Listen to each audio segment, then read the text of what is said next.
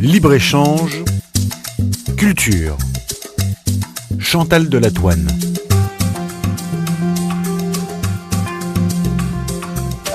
Bonjour à tous, soyez les bienvenus dans cette émission. Il y a des régions à vitraux, effectivement, où le patrimoine est si important qu'on a besoin, évidemment, d'avoir à proximité ce qu'on appelle classiquement des vitraillistes ou des maîtres verriers. Sur le plateau de Radio Jéricho, pour nous en parler, un maître verrier, Adrien Pagnel. Bonjour. Bonjour. Merci d'avoir accepté l'invitation de Radio Jéricho. C'est vrai que c'est un métier dont on a rarement parlé, ce métier de vitrailliste ou de maître verrier. D'ailleurs, Adrien, vous allez faire tout de suite la différence entre l'un et l'autre. Qu'est-ce qu'un maître verrier et qu'est-ce qu'un vitrailliste ? Est-ce que le vitrailliste commence avant d'en arriver au stade de maître verrier ou pas ? Voilà, c'est plutôt ça, effectivement. Après, c'est mon idée personnelle, c'est que on est vitrailliste quand on est formé, quand on est diplômé d'un CAP de vitrailliste. Ensuite, pour être maître, il y a le petit mot maître qui a son importance. C'est selon moi, quand quelqu'un a acquis suffisamment d'expérience dans le métier pour bien le connaître, pour bien en maîtriser tous les aspects, et qu'il est capable de transmettre ce qu'il lui-même a appris. Voilà. Alors, Adrien Pagnel, il est quoi ? Il est maître verrier ou il est vitrailliste ? Je suis vitrailliste. Et vous allez devenir dans quelque temps maître verrier. Oui, je me laisse le temps. Voilà, petit à petit, les choses se feront d'elles-mêmes. Donc ça veut dire qu'il y a une formation continue pour vous ? Alors, la formation de base, c'est un CAP, qui se passe en 2 ans en apprentissage. Il y a d'autres voies pour se former, mais c'est un petit peu particulier, c'est un peu à part. Voilà, je dirais la voie avec un bon diplôme, c'est l'apprentissage en 2 ans. Donc, oui, c'est ce qui est reconnu. Voilà, c'est donc 2 ans en alternance chez un patron verrier, donc en général un maître, voilà, et dans une école qui est pas très loin d'ici d'ailleurs, qui se trouve à Vannes-le-Châtel. C'est le CERFAV, le Centre européen de formation, de recherche et de formation aux arts verriers. Voilà, donc toutes les 6 semaines, on a 2 semaines de formation plus théorique. Voilà. Et le reste du temps, c'est en atelier et sur les chantiers. Alors ça dure 2 ans. Voilà. Ensuite, mon parcours personnel, c'est d'autres ateliers. Oui, alors vous avez un parcours personnel assez atypique finalement, parce que vous avez commencé par des études supérieures en physique industrielle. Qu'est-ce que vient faire la physique industrielle dans tout ça ? En fait, c'est plutôt la question à l'inverse. Qu'est-ce que vient faire le vitrail après la physique industrielle ? Et en fait, pas grand-chose. C'est des études que j'ai suivies. Voilà, j'ai passé le bac, j'ai passé mon BTS, sans savoir vraiment quel métier bien ciblé j'allais faire. J'ai eu des expériences professionnelles qui ne m'ont pas satisfaite. Et donc, après, on cherche boulot, petit boulot, et on essaye de tâtonner un petit peu, voir ce qui nous prend au corps, parce que c'est vraiment ça, c'est important, je dirais, de pouvoir choisir son métier, mais aussi parce qu'on l'aime. Et donc, j'ai essayé plusieurs choses, la restauration, donc vraiment les métiers de bouche, quoi. Et un jour, au cours d'une conversation, le vitrail, et pourquoi pas. Conversation avec qui ? De la famille. Il y a des vitraillistes dans votre ou des maîtres verriers dans votre famille ? Pas du tout. Donc il n'y a pas d'antécédents qui auraient pu vous pousser à ce choix-là ? Non, c'est vraiment une discussion comme ça, autour de la table. Qu'est-ce que je pourrais faire ? Le vitrail, oui, pourquoi pas. Et j'ai essayé, et du premier jour, ça m'a pris aux tripes. Et aujourd'hui, j'entame ma 8e année de travail dans ce milieu-là. Et je sais aujourd'hui que c'est ça et c'est pas autre chose. Oui, de toute façon, vous ne seriez pas resté 8 ans, j'imagine, si ça avait été autre chose. Non, c'est un métier qui est trop compliqué, trop difficile physiquement pour ne pas avoir la passion qui nous pousse derrière. Alors, comme finalement tous ces métiers artistiques, vous aviez quand même des dons artistiques vous-même au départ ? Parce qu'il y a ça compte dans ce métier. Il y a une base, effectivement. Il faut avoir un imaginaire aussi, peut-être, on va en parler précisément. Il y a l'imaginaire, il y a les idées, il y a la création quand c'est ce qu'on nous demande. Il faut des petites connaissances artistiques, mais après, c'est pas la qualité principale d'un verrier. C'est si je résume aujourd'hui mon travail par rapport à la partie artistique, cette partie-là, elle représente maximum 5% de mon temps et de la charge de travail. Et vous souhaiteriez les développer ? Non, c'est inhérent au métier. C'est, si vous voulez, vous commencez par faire un dessin. Et puis après, de ce dessin, viennent toutes les autres étapes de la fabrication du vitrail. Voilà. On commence par faire la maquette pour le client ou le dessin pour les pièces de restauration. Et puis après, on attaque ce qui est coupe du verre, la peinture s'il en faut. Mais la peinture, c'est pas comme peindre un tableau. C'est une forme d'art, on va dire, parce que c'est une technique qu'il faut maîtriser. Mais après, voilà, c'est une exécution. C'est une exécution minutieuse. Oui, voilà. Mais on a notre dessin en dessous ou à côté et on fait de la reproduction en fait de ce qu'on a dessiné avant. Et ensuite, une fois que la peinture est faite, on va cuire nos pièces de verre à 620 degrés. Donc c'est ce qui permet en fait de rendre la peinture durable dans le temps. Elle est inaltérable après cette phase de cuisson. Et une fois toutes les pièces de verre cuites, on va passer au montage au plomb. Voilà, donc on utilise le plomb dans le vitrail depuis le 5e siècle. C'est le seul métal qui nous offre cette malléabilité. On en fait des courbes, on peut le couper avec un simple couteau. Il est facile à souder, donc on évite de donner un choc thermique au verre. Donc l'objectif, c'est pas de se retrouver avec une mosaïque de verre pilé.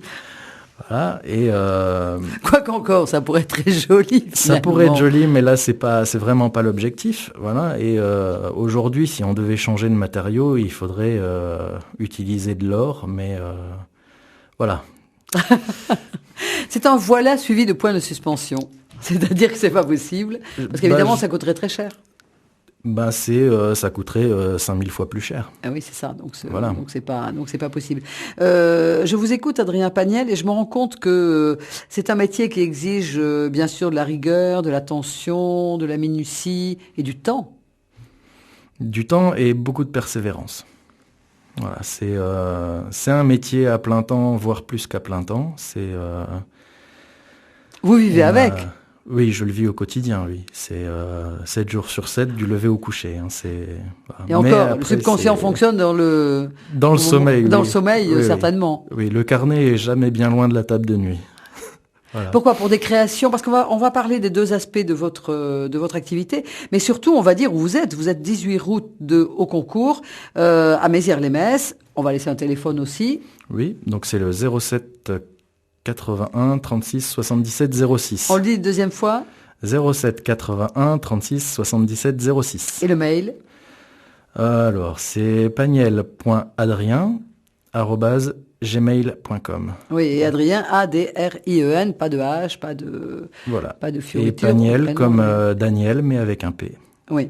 Alors, donc Mézières-les-Messes, on peut venir vous voir, mais il faut appeler un peu avant quand même. Oui, sur rendez-vous, c'est plus pratique. Oui, c'est mieux parce que si vous êtes en train de faire une pièce, on va vous déranger. Donc, mais on peut venir vous voir dans votre atelier. Tout à fait, oui. Alors, avant qu'on parle de ces deux activités, je voudrais que vous nous parliez investissement, parce que quand même, il faut du matériel. Alors, l'outillage de base, on va dire, se limite, comme je vous l'ai dit tout à l'heure, le plomb, on va le couper avec une simple lame. Si je prends vraiment la base, c'est 100 € de matériel. Bon, sans compter le verre, le plomb et tout ça. C'est vraiment les outils de base. Après, une fois qu'on attaque la peinture sur verre, c'est là que la facture s'alourdit. Voilà, je vous ai dit tout à l'heure que les pièces de verre étaient cuites à 620 degrés. Donc, c'est pas le four de la cuisine qui... C'est pas le four à micro-ondes, ça marche pas. Voilà, donc ces fours-là sont relativement chers. C'est là que réside le budget principal quand on monte sa structure, quoi. Ce sont des fours professionnels. Oui. Alors, ce sont des fours que vous allez garder toute votre vie, ou bien vous allez devoir, au fur et à mesure des pièces que vous produisez, vous allez devoir peut-être en changer. Il y a une technique supplémentaire des fours, ils s'améliorent, Alors, on va dire la chance d'être récemment installé, donc je fais le choix déjà de mon four en fonction de ce que je veux faire aujourd'hui, de ce dont j'ai besoin aujourd'hui et ce que je voudrais faire dans 5 mois ou l'année prochaine.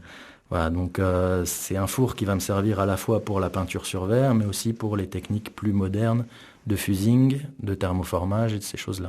Non, là, il va falloir, parce que vous dites ces choses-là, mais vous n'allez pas vous en tirer comme ça, il va falloir, qu'est-ce que c'est que le fusing, qu'est-ce que c'est le thermocollage ou le Thermoformage. thermoformage? Alors, le fusing, en fait, c'est simplement, vous allez empiler différents morceaux de verre, et en les montant en température, ils vont fusionner, ils vont faire plus qu'une seule pièce. Voilà, donc vous pouvez poser du verre rouge sur du verre jaune, et puis les fusionner comme ça. Et le thermoformage, c'est vous placer ces pièces-là sur un moule, et puis vous sortez une assiette, un plat. Voilà. C'est la chaleur qui va faire fondre le verre et qui va épouser les formes d'un moule. Ça va jusqu'à quelle température? On n'est pas loin des 900 degrés quand on fait ça. Ah oui, d'accord. Oui, effectivement, vous le disiez très justement, ce sont des fours extrêmement sophistiqués. Hein, oui, c'est un peu le même genre de matériel que les fours de potier, ces choses-là. Voilà. Après, c'est la forme, je dirais l'ouverture et l'usage qu'on en fait qui est différent, mais la technologie et la technique, c'est sensiblement la même. Alors, Adrien Pagnel, donc vous êtes vitrailliste, vous avez des clients et vous avez deux sortes d'activités finalement. Oui, alors j'ai l'activité, donc le vitrail tel que tout le monde le connaît, notamment ici en Lorraine avec le patrimoine qu'on a, à la cathédrale, ou même si on lève un peu les yeux dans certaines rues de Metz, il y a des petits trésors bien cachés. Oui, chez les particuliers. Chez les particuliers, oui, tout à fait. Et donc ça, c'est le vitrail, vraiment les pièces de verre montées au plomb qui servent à fermer l'édifice ou à habiller une fenêtre. À côté de ça, moi, j'aime travailler la matière, j'aime la travailler un petit peu en volume, toujours en gardant cette idée du verre plat. Si vous voulez, je ne suis pas souffleur de verre, je ne fabrique pas mon verre.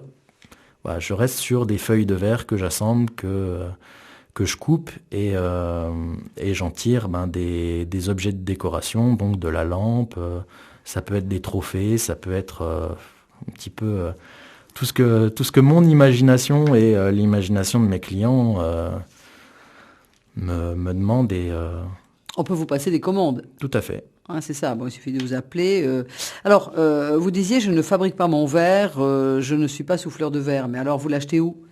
Alors, il y a des fournisseurs qui sont soit des fabricants directement de verre. Vous l'achetez en Lorraine? Oui, je l'achète en Lorraine. On peut l'acheter, bon, moi je prends le plus près et celui avec qui j'aime bien travailler, c'est un confrère qui à la fois fait boutique de tout ce qui est le matériel pour le vitrail, donc aussi bien les outils que le verre, le plomb et tout ça. Après, lui-même se fournit chez d'autres fournisseurs. Voilà, c'est... Et ce que je veux dire par là, c'est qu'il y a un contrôle du verre. Vous savez ce que vous voulez en matière de verre. Vous dites, bon, moi je veux ça pour les pièces que je fabrique, donc un verre particulier ou... à force, on connaît les verres, on connaît Parce qu'il y a différentes sortes. Tout à fait, tout à fait. On a les verres industriels qu'on a colorés ou non, donc qui sont les moins chers, et on va aux verres soufflés, aux verres étirés, qui sont faits artisanalement pour la majorité. Et là, le prix, c'est plus la même chose, mais le produit qu'on a en main, c'est une autre magie aussi. Voilà, c'est les verres mis côte à côte, il n'y a pas photo, On voit la différence. On voit la différence, oui. Oui, bien sûr, bon, ça reste quand même tout à fait normal. L'entreprise et l'économie locale, c'est libre-échange. Chantal Delatouane. Quelle est la plus belle pièce à vos yeux que vous ayez fabriquée? Celle-là, votre chef-d'œuvre. Vous savez qu'on parle de compagnons du devoir. Vous m'avez dit en off qu'il y avait plus de compagnonnage en matière de vitrail. En matière de vitrail, non, ça n'existe plus. Voilà, ça n'existe plus. Mais vous avez un chef-d'œuvre quand même. Donc, il est sur la plaquette là, parce que j'ai les plaquettes sous les yeux. Oui, sur votre plaquette, vous avez une sculpture de pan. Donc c'est un pan qui est fait en différents verres, donc des verres irisés, des verres qui viennent des États-Unis, des verres qu'on appelle chenillés. Donc c'est en fait la surface du verre, c'est un petit peu comme un chiffon qu'on aurait un peu froissé comme ça. Donc voilà, c'est des verres très particuliers et c'est un animal qui fait pratiquement 1 mètre de haut. Voilà, donc avec des petites choses, des petits détails qu'on voit pas forcément de première vue, mais voilà. Mais quand on le regarde vraiment, on voit tout, effectivement, on voit ce qui est un pan. Mais alors, et on le voit où d'ailleurs? Il est dans votre jardin? Il est où? Il est dans mon jardin, oui. Oui. Oui. C'est-à-dire que vous faites des pièces pour votre jardin? Je l'ai fait. On peut l'acheter? Oui, tout à fait. Tout ce que je fais est potentiellement à vendre. Après, voilà, c'est mon imagination, c'est ma personnalité. Et si la personne en face de moi a cette même sensibilité, ça lui plaira. Et voilà, Mais après, si on me demande n'importe quoi d'autre, je le ferai avec plaisir. Voilà. Et vous Après, donnez des conseils aussi, je pense. Après, quand je travaille en création, en général, c'est plus une sorte de partenariat, en fait. Je suis pas artiste, je suis artisan d'art, et c'est là qu'est la différence. Et je viens pas avec mes gros sabots en disant je vous fais ça et vous avez pas le choix. Non, c'est une collaboration. Voilà, c'est une collaboration. Mon client vient avec son idée, je l'aiguille sur certaines choses. Je vais lui poser beaucoup de questions pour savoir ce qu'il a envie de voir. Si c'est un vitrail, l'ambiance qu'il veut dans la pièce, tout ça c'est très important. Et ça c'est mon rôle à moi de l'aiguiller, à savoir ce que le client désire et désire chez lui. Voilà. Donc vous allez aller chez lui? Oui, le vitrail déjà c'est du sur-mesure, systématiquement, donc là il n'y a pas le choix. Donc je selon prends les dimensions Oui, et puis selon où le vitrail est placé, tout à fait. Vous donnez des informations en disant voilà, moi je le verrai plutôt comme ça. Et puis on n'utilisera pas les mêmes verres, ni les mêmes teintes, ni les mêmes densités de couleurs, qu'on soit sur une fenêtre qui est exposée plein sud ou plein nord. Mais oui, ça dépend de la luminosité, de l'importance de la pièce, peut-être de la manière dont on vit aussi. Et vous avez ce sens des choses, puisque vous voyez finalement ce que le client veut. Voilà, on a plus de lumière quand on est sur une façade plein sud que plein nord. Donc on peut se permettre d'avoir des verres qui ont des... qui sont dont la teinte est très dense, des verres très forts, alors que sur une face nord, on va utiliser des choses plus douces, moins tranchées. Voilà. On peut moins se permettre de mettre des verres vraiment chargés en couleurs parce que la lumière sera pas suffisante pour rendre la beauté. Parce qu'il faut pas que ça assombrisse non plus. Voilà, c'est ça. Un verre trop fort, on va le voir en général presque opaque. On va avoir l'impression qu'il est opaque. Mais en plein sud, si vous avez un rayon de soleil qui vient dedans, c'est... Voilà, vous voyez la lumière dessiner les couleurs sur le carrelage ou sur les murs, c'est... Ah, c'est magique. C'est magique, voilà. Adrien Pagnel, vous faites des bijoux aussi? Un tout petit peu. Voilà, c'est vraiment très occasionnel. Vous en avez à disposition dans votre atelier ou bien vous les faites sur commande? Non, je vais faire plutôt sur commande.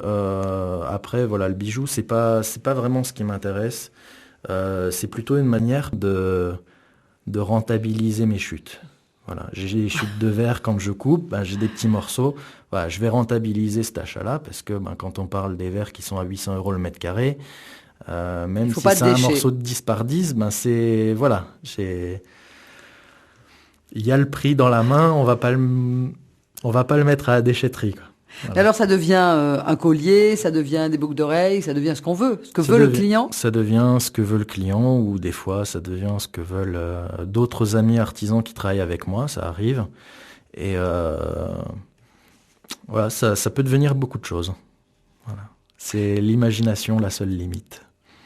Oui, alors justement, donc vous avez une clientèle qui vous est certainement fidèle, qui vous connaît depuis quelques années maintenant.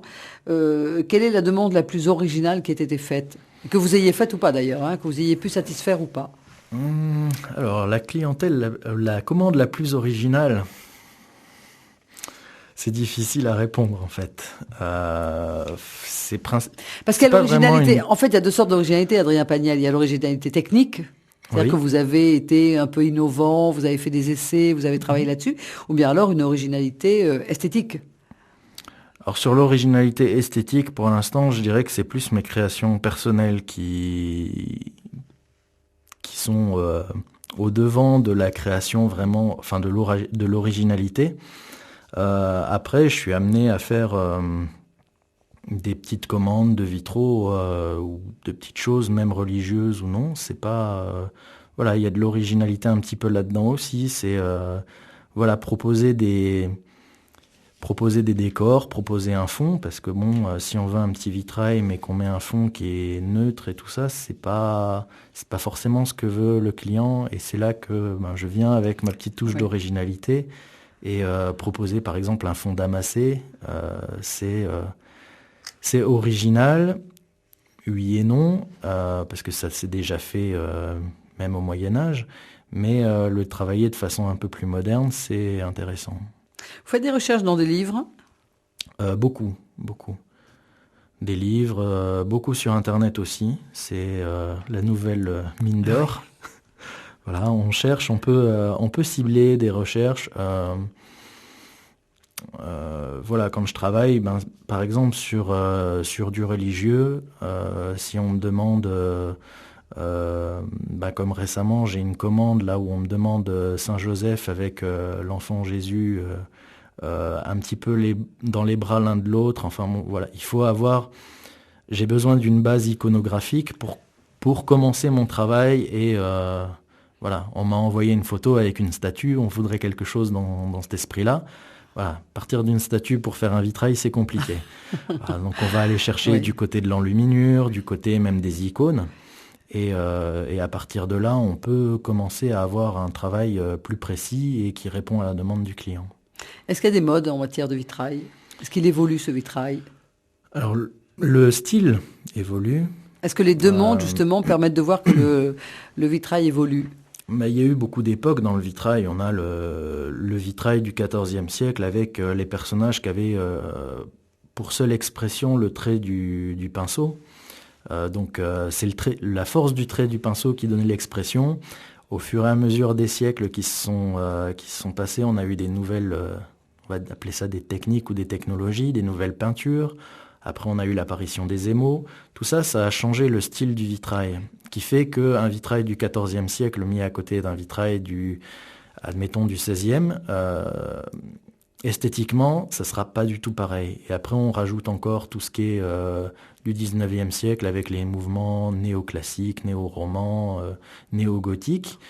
C'est des chefs-d'œuvre, mais c'est des choses qui n'auraient pas pu être produites antérieurement. Voilà, on a utilisé les techniques du XIXe pour refaire à la mode de. Voilà. Et ensuite, il y a tous les courants, Art Nouveau, Art Déco. Voilà. Si vous allez à Nancy, c'est très Art Nouveau. Si vous allez à la gare de Metz, les vitraux que vous verrez, ça sera déjà plus Art Déco. Donc très symétrique, très linéaire. Là où l'Art Nouveau s'offre le végétal, la courbe et tout ça, voilà. Oui, donc ça induit un travail plus difficile selon les cas, plus technique et qui demande plus de temps. Ça dépend. C'est difficile de répondre à cette question parce que la complexité d'un dessin, elle n'est pas forcément. La courbe, c'est pas forcément plus difficile que le géométrique. Voilà, c'est une autre rigueur. Si on fait du géométrique, il faut que les lignes, si on fait une ligne droite, il faut qu'elle soit parfaitement droite. Et là, on s'autorise pas un demi-millimètre de décalage. Ça se voit, ça saute aux yeux. Dans une courbe, un demi-millimètre ou 1 millimètre de décalage, on arrive le rattraper, on arrive le camoufler, on va dire. Dans l'absolu, on essaye d'éviter, mais voilà. Oui. Mais on le percevra pas au premier coup d'œil, ça va pas. Il y a quelque chose de bizarre. Non, c'est voilà. Donc c'est à chaque fois, selon le type, selon le style, on aura d'autres difficultés qui vont entrer en jeu, quoi, tout simplement. Dernière question, parce que l'émission se termine. Est-ce que l'évolution des technologies peut avoir un impact sur votre métier? Vous êtes artisan d'art, alors ça dit bien ce que ça veut dire, mais en même temps, est-ce que vous pouvez faire l'économie des nouvelles technologies? Je pense qu'il faut vivre avec son temps. Et pour l'instant, on voit pas trop les choses, que ce soit sur mon site internet, sur ma page Facebook et tout ça, on le voit pas trop. Mais comment dire, c'est en devenir. Voilà, c'est des choses qui sont sur la table, qui sont sur les carnets, qui sont en recherche, en réflexion, et ça va pas tarder à arriver. Voilà. Ça va pas tarder à arriver. Vous reviendrez pour nous parler de ce qui vient d'arriver. Alors, Adrien Pagnel, vous êtes artisan d'art, vous êtes vitrailliste, et effectivement, vous êtes à Mézières-les-Messes. On va redonner un téléphone, 07 81 36 77 06, 07 81 36 77 06. Et puis, bien sûr, vous avez un mail Paniel, PANIEL, Adrien, sans H, @gmail.com. Voilà. Et puis, vous avez une page Facebook, bien sûr. Vous avez tout ce qu'il faut, de toute façon. Et on peut venir vous voir à l'atelier, mais à condition de vous appeler un petit peu avant. Et vous recevez entre 8h et 19h. Je crois que j'ai tout dit. Merci. Merci à vous. Merci, à bientôt.